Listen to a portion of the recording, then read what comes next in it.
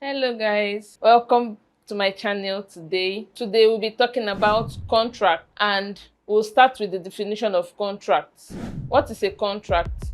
A contract is simply put an agreement between two or more people, because one person cannot enter into an agreement with himself, so there have to be at least two people in a contract. Contracts can take three major forms: implied, written, or oral contracts. Implied contracts are by conduct. They are neither written neither are they oral. So they can just be inferred based on one's actions or based on the circumstances that surround the event. A prominent example for implied contracts is the employee and employer relationship. And in Nigeria, the courts have held some certain relationships as an employee-related contract, even though there was no agreement, there was no letter of engagement or contract signed by the employee from the employer.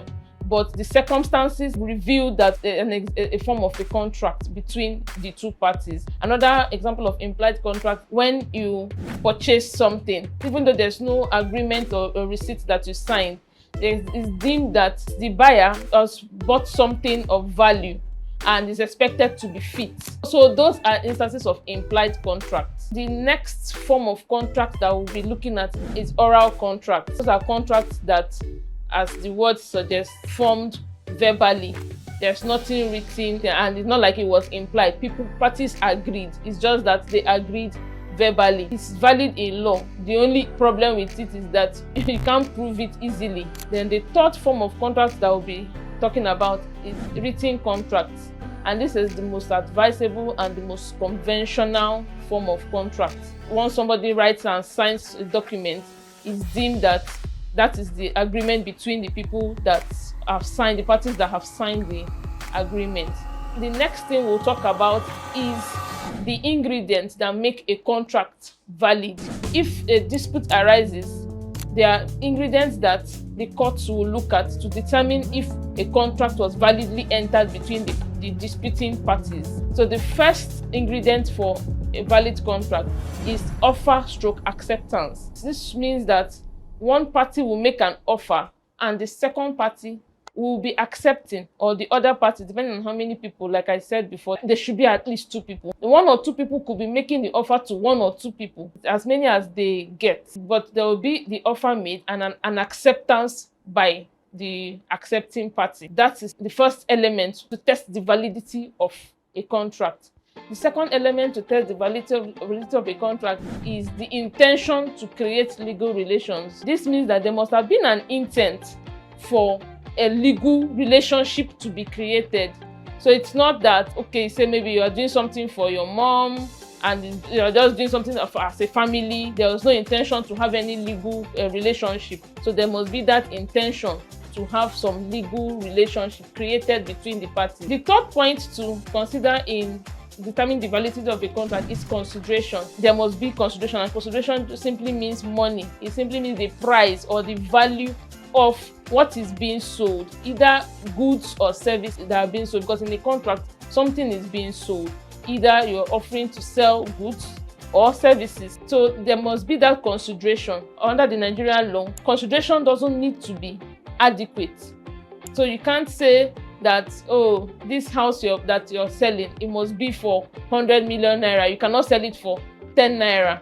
I mean, as long as the selling party decides to make that offer and add to the buying party or the receiving party for that amount, and the other person has accepted, it's valid as long as there's consideration. Money is passing hands means that it also supports the intention to create legal relations. Then the fourth point to test validity of contract is capacity of the individuals. The capacity speaks to the fact that the individuals must have that mental capacity to enter into the contract.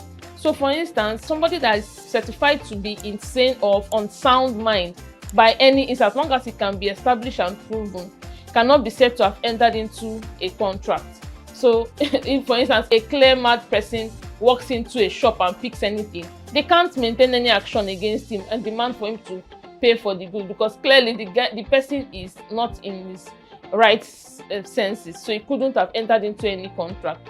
The same thing applies to people that are underaged. So an infant is not capable of entering into a contract purely for the fact that the person is, by law, is not capable of taking decisions by him or herself. That is why an infant cannot enter into a contract. Another instance is if the person is really old and can determine that the person is not in that right mental capacity, then the person can be held liable or be deemed to have signed a contract that will be valid.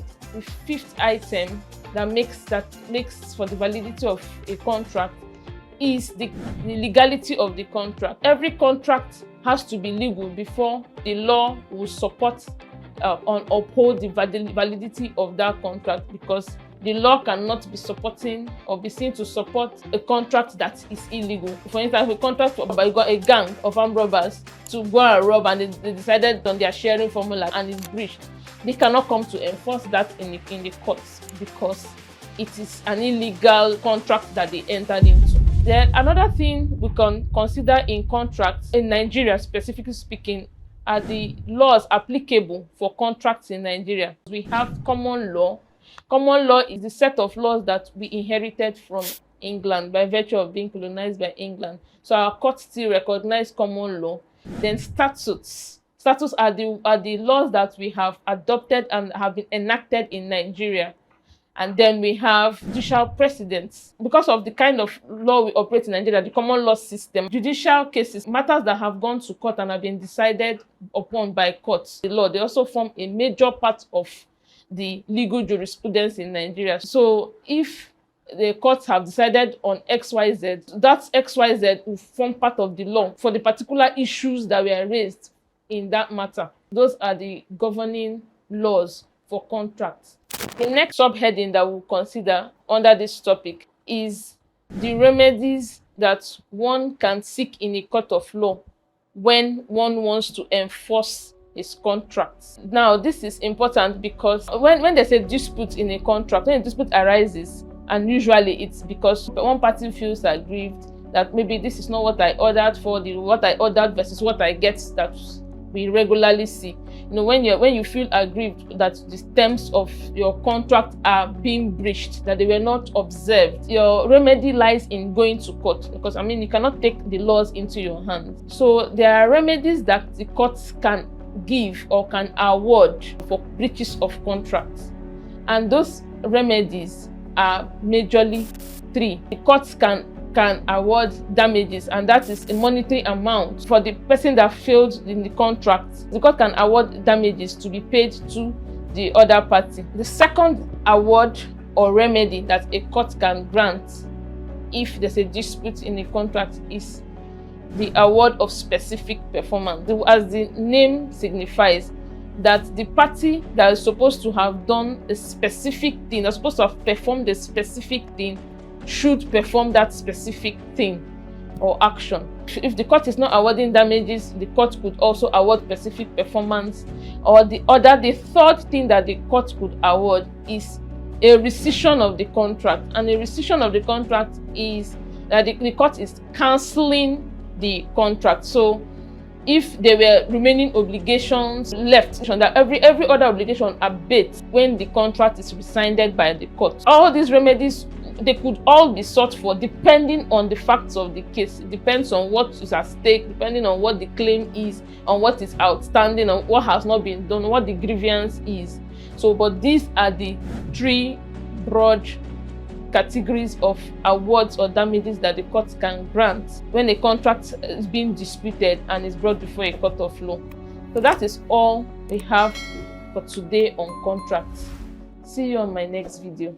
Thank you.